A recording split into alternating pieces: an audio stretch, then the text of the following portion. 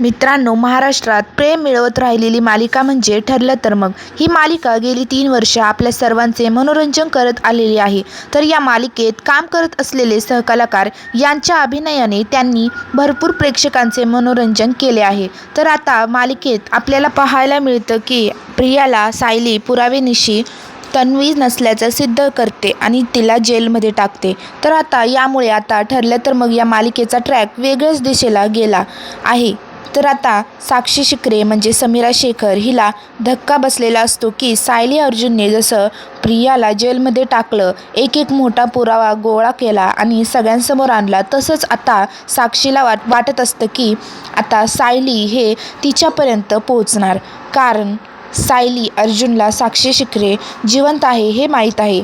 म्हणून साक्षी आरशात पाहून म्हणते, या चेहऱ्यामुळेच मला लपावं लागते, मला जगता येत नाही आहे, मला या चेहऱ्यामुळे सचिनसोबत आनंदाने जीवन जगता येत नाही आहे. मग साक्षीला एक चाकू दिसतो आणि तो चाकू ती घेत हसत त्या चाकूकडे पाहत अक्षरशः ती स्वतःचा चेहराच कापून टाकते.